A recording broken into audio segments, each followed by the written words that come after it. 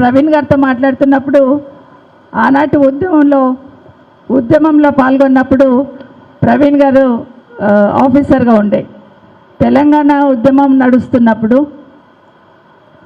ఉస్మానియా యూనివర్సిటీలో పిల్లల మీద లాఠీచార్జ్ జరగొద్దంటే ఉస్మానియా యూనివర్సిటీలో ఉన్న పిల్లల అంబిషన్ అంటే ఆకాంక్ష అర్థం చేసుకోవాలంటే తెలంగాణ వాదం ఉన్న ఆఫీసర్ అయితే బాగుంటుంది అన్నప్పుడు ప్రవీణ్ గారిని చూస్ చేసుకున్నాం. ఒక్కసారి ప్రవీణ్ గారిని అక్కడ ఇన్ఛార్జ్గా పెట్టిన తర్వాత ఇంకా 2-3 సంవత్సరాలు ప్రశాంతంగా ఉన్నాం. ఎందుకంటే ఉద్యమం నడిచింది, అదేవిధంగా ఎక్కడ ఎవరికి ఒక దెబ్బ తగలకుండా కూడా చూసుకున్నారు. ఈరోజు ప్రవీణ్ గారు కూడా మన పార్టీలోనే ఉండడం నిజంగా చాలా సంతోషం. వారితో పాటు ఇక్కడికి వచ్చిన మా అక్క చెల్లెళ్ళకి, అన్న తమ్ముళ్ళకి అందరికీ నమస్కారాలు. షాబాద్ అనగానే పట్నం కుటుంబానికి ఎంత ముఖ్యమో ఇంద్రారెడ్డి గారికి అంత ప్రేమ ఉండేది. షాబాద్ అంటే వాళ్ళ అల్లుళ్ళ మీద ఏమనలేని ప్రేమ ఉండేది. అల్లుళ్ళ మీద ప్రేమ షాబాద్ మీద ఏర్పడిపోయింది ఎట్లయినా. సో షాబాద్ అనగానే చేవేళ్ళలో లేకపోయినా కూడా షాబాద్ అంటే నాది అన్నట్టు ఇంద్రారెడ్డి గారు ఉంటుండే. అట్లాగే మీరందరూ కూడా ఈరోజు అవినాష్ని 15 సంవత్సరాల నుండి ఏదో ఒక పొజిషన్లో తీసుకొని రాజేందర్ ఆ రోజు మీ సేవను అందించిన దాన్ని రుణం తీర్చుకునే ప్రయత్నం మీరు కూడా చేస్తున్నారు. మీకు అందరికీ కూడా ప్రత్యేకంగా ధన్యవాదాలు తెలియజేస్తున్నాను.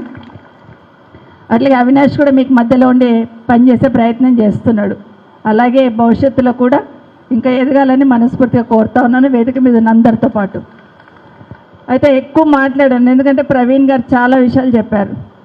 ఇప్పుడు వస్తూ ఉంటే చిట్టీలు పట్టుకొని పోతున్నారు. ఏం చిట్టీలు అని అడిగాను ఇప్పుడే. అంటే యూరియాకి చిట్టీ పట్టుకొని అమ్మలందరూ అటు పోతూ ఉన్నారు. అంటే గతంలో కేసీఆర్ ఉన్నప్పుడు ఎట్లా ఉండే, ఇప్పుడు ఎట్లా ఉంది అనేది ప్రతి ఒక్కరు ఈరోజు ఆలోచించుకుంటున్నారు. కేసీఆర్ గారు ఉన్నప్పుడు నెలకి ఒక్క రోజన్నా గంట రోజంతా కూర్చుంటుండే. వర్షం మొదలు కాకముందంటే ఎండాకాలం ఉన్నప్పుడే మేలోనే మీటింగ్ పెట్టి మాకందరికి చెప్తుండే, ఎండాకాలం అయిపోగానే చినుకులు పడంగానే రైతులకు ఇబ్బంది లేకుండా చూసుకోవాలి, ఎరువులు ఎట్లా ఉన్నాయి, షాబాద్లో ఎన్ని ఎకరాలలో ఏం పంట వేస్తారు, ఎంతమందికి ఎన్ని సంచుల యూరియా కావాలా, ఇదంతా కూడా ముందే లెక్క చూసుకోండి అని చెప్పి అవన్నీ పెట్టుకుంటుండే. కానీ ఈరోజు ఎట్లా ఉందంటే ఎక్కడ పోయినా యూరియా కోసం 2 నెలల నుండి ఏడుస్తూ ఉంటే ఈ ప్రభుత్వానికి కనీసం కనిపించట్లేదు, మాట్లాడడం కూడా సిద్ధంగా లేరు. కొంతమంది మంత్రులు అంటారు పడేసిన చెప్పులన్నీ ఏడుకొచ్చి లైన్లో పెడుతున్నారు, అక్కడ రైతులు ఏడున్నారు అంటున్నారు.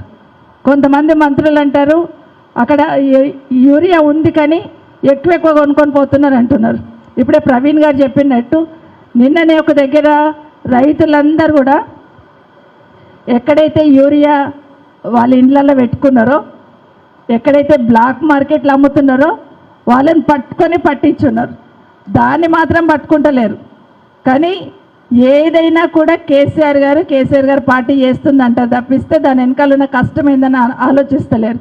ఈరోజు ఇంతమంది అక్క చెల్లెళ్ళు ఉన్నారు. ఇక్కడ మాటకు ముందు రేవంత్ రెడ్డి ఏం చెప్తున్నాడు, లేడీస్ కనిపించగానే ఏం చెప్తాడమ్మా మీరే చెప్పాలి. ఆడళ్ళు కనిపించగానే ఏం చెప్తాడు రేవంత్ రెడ్డి, మా అక్క చెల్లెళ్ళను కోటీశ్వరులను చేస్తా అంటాడు. 1,00,00,000 మందిని కోటీశ్వరులను చేస్తా అంటున్నాడు. అంటే ఒకరొకరు ₹1,00,00,000 ఇస్తా అంటున్నాడు. వచ్చినాయా మరి ఏమన్నా? ఒక్కరికైనా వచ్చిందా షాబాద్లో?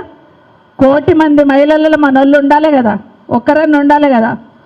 ఒక్కరికి ₹1 రాలేదు. కానీ మాటకు ముందు 1,00,00,000 మంది మహిళలను కోటీశ్వరులను చేస్తా అంటాడు. కోటీశ్వరులను చేస్తాడు దేవుడు ఎరుగు, కానీ ఒకటి మాత్రం చేసి చూపిస్తున్నాడు.